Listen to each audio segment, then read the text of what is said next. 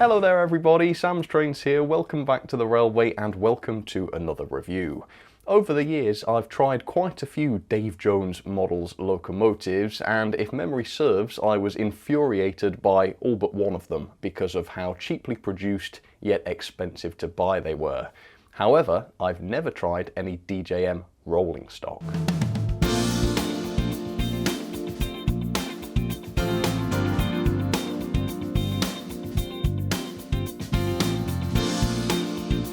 Let's jump straight into this review then. So today's product is this. It is a Spa open wagon which is exclusive to Kerno Model Rail Centre at a price of £29.99. I bought this model from Hatton's at a reduced price of £24. Now, call me Mr. Pedantic if you will, but this ain't exclusive to Kerno if I was able to buy it from Hatton's for considerably less. So what on earth happened? Well, I would say £29.99 is quite a lot to pay for a wagon like this, and therefore I assume they didn't sell very well and Kerno have sold some of that excess stock to Hatton's at a lower price so that they can sell it for less.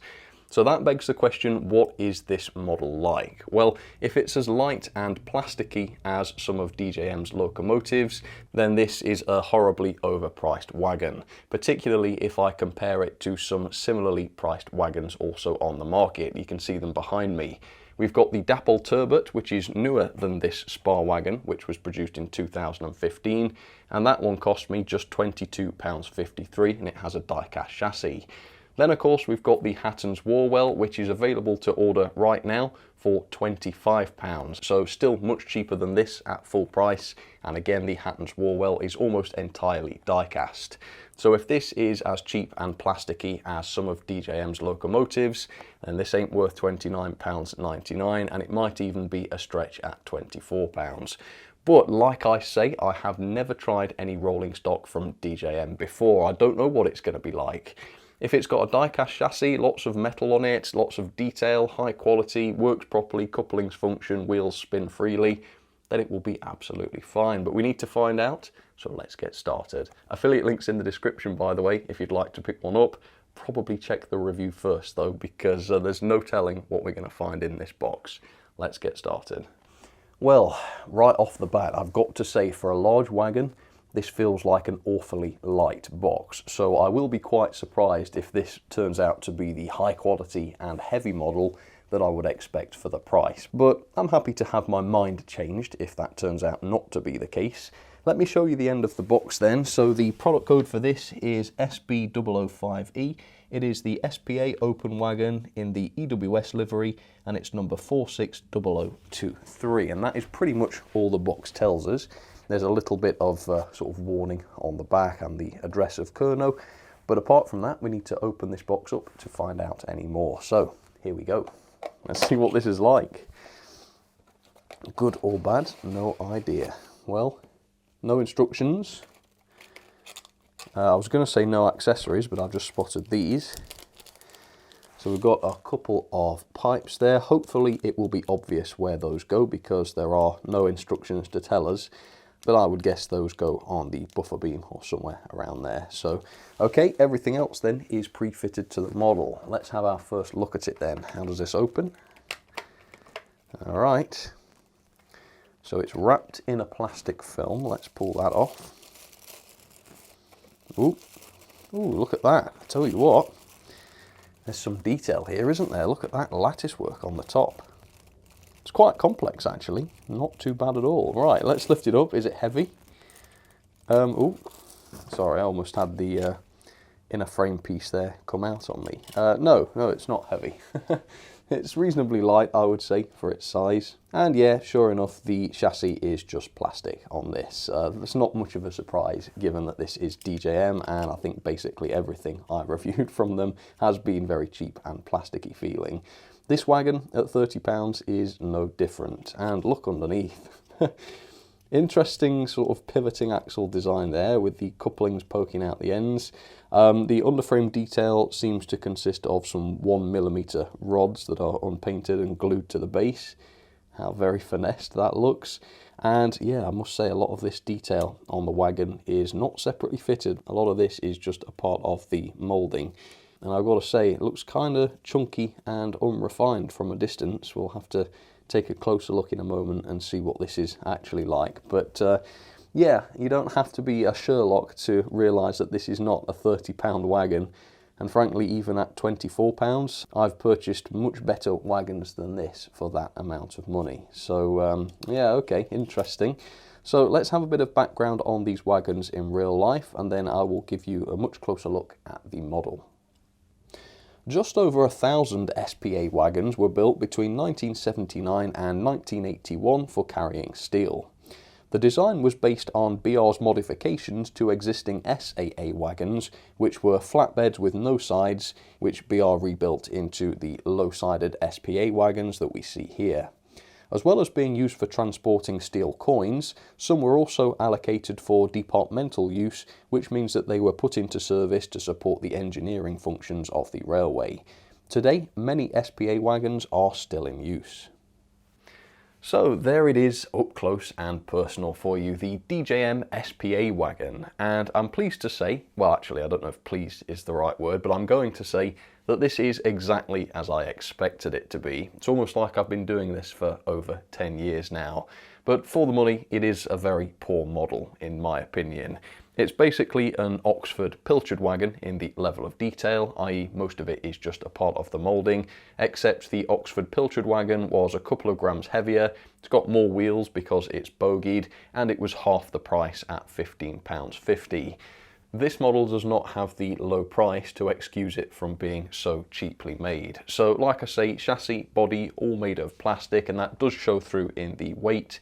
This comes in at 41 grams, which is over 10 grams lighter than the cheaper Dapol turbot wagon, which had its die-cast chassis, and it's less than half the weight of the Hatton's Warwell, which again is £5 cheaper at the full price and is entirely made of metal. So okay, you don't get your money's worth where the model material is concerned, but what about the features of the model? Maybe they account for the price. Well, no, of course they don't. Like I said, the detail on the body is all just a part of the moulding, and the separate details that are here on the bottom of the chassis look very chunky and unrealistic. Look at those brake handles. All of the individual parts just merge into one, not very convincing. The buffers are just made of plastic and they are not sprung. Yeah, that's pretty cheap and nasty, isn't it? No couplings of any kind to fit onto the coupling hooks, so no screw link, chain link, anything like that. That's unfortunate for £30, isn't it? And then of course you've got the axle box design where the springs are separate to the axle boxes themselves, which are part of the pivoting assembly, so they don't look dreadfully convincing either. The finish is very plasticky, not a very satin finish on this unfortunately, although the rest of the model is, I would say, okay. The decoration, for instance, is fine. Quite precise actually, with some of the small parts that have been picked out, so that is a positive. EWS lettering looks fine. The other smaller printed details, including the high voltage warning signs, they look absolutely fine as well, although there is no painting on the axle boxes, and the photos of the real things I've seen did all have different coloured axle boxes. The underframe is relatively unimpressive. Obviously, models these days that cost this much I think should look good underneath. Instead, this one only looks detailed from the outside, which is all you need. That would be fine if this was a budget model, but unfortunately it isn't. Here's a look at the ends. You've got more picked out painted details, although the lamp brackets, as you can see, are just a part of the moulding, and again they're quite flatly moulded. There's very little relief on those things. They don't stand out nearly as much as they should.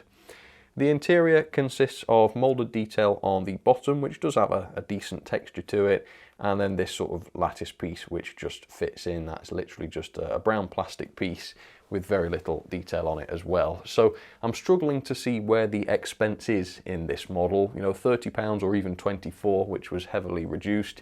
It's just a hunk of plastic with very few details fitted to it, and those that are fitted to it look very chunky and unrealistic. So it's little wonder this model didn't sell at its full price.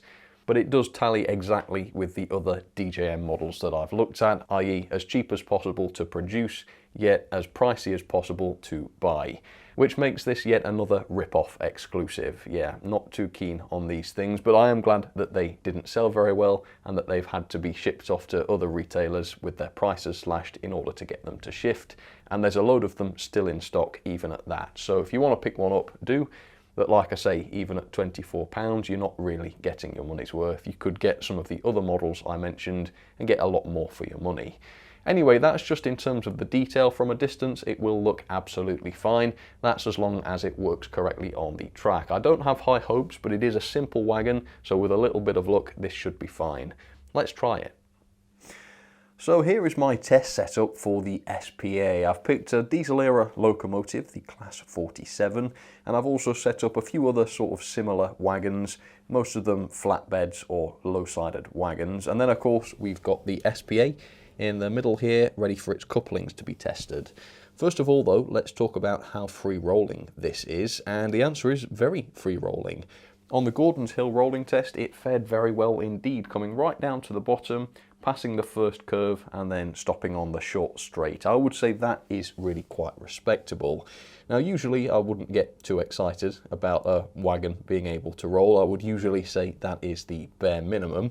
But we're getting quite close to the end of this review now, and this model has done nothing else to impress me other than that. So we're going to stick with that. Yeah, it's very good and free rolling, and I kind of knew it would be because during the detail section I was having some trouble keeping it still. As you can see now, it does want to move a lot. So yeah, very light, very free rolling. That means that your Locos will be able to haul a lot of them. That is one good thing. And now I've done it because I've touched it and it won't stay still. Stay still! Stop it! Okay, alright, yeah, very free rolling. What about the couplings though? Let's back up the Class 47. Here we go. I've not prepared the hooks in any way. And yeah, that looks like they've coupled. I would say the coupling on the SPA is a lot lower than on the Dapol Turbot, but that might be the Dapol Turbot's issue. Let's bring in the Rapido Laureate Y. Let's back up and couple to that. Let's see if this is the same sort of height. Yeah, now if you look at that, those couplings are at the right height. So I would say it's probably the Dapol Turbot's couplings that are wrong, because they're too high for the Bachmann 47 as well. So the couplings coupled on the first try, they seem to be the right height. The coupling hooks don't loll to the side too much. I think that's a pass. Okay, let's try it around the layout then. Here we go. Forwards, freight speed. Here we go. Let's check its performance on curves. Fourth radius, okay. Here comes the second. Also okay, and there it goes up the incline. Again, not seeming to have any problems, so that's absolutely great. It's performing excellently. Again, I don't know why I'm celebrating, because again, you know, for a wagon to stay on the track and couple properly and roll freely, these are all the bare minimum, but it does meet the bare minimum level required, I would say, in terms of performance. In fact, I can't fault the performance. It seems to work exactly as it should. Nice and smooth, nice and easy to haul as well, functional couplings, etc, etc. It's a perfect performer, assuming it can handle points okay. Before I say this is the perfect performer, let's just try it on some. And if memory serves, some of these items of rolling stock do have a few issues, so if they derail, obviously that's not going to reflect badly on the SPA, but I might have to chop and change the consist if I can't get a fair test for the SPA, but we'll see what happens. Reverse then, here we go.